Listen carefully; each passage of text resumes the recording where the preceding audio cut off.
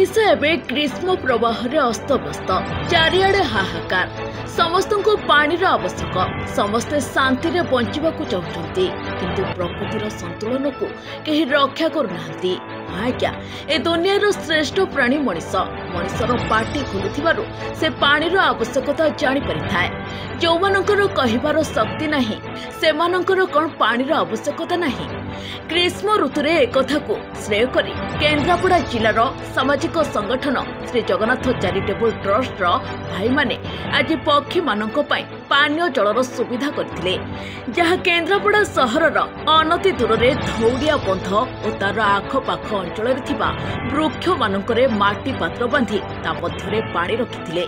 सुदूर आली अंचलर दिव्यांग व्यक्ति गोलख बिहारी महांती एही कार्यक्रम रे भाग नै वार्ता रखिथिले कि धन्य एही ट्रस्ट जे पार्टी न खोलुथिबा जीव मानकर सेवा पाई तत्पर रहिछि।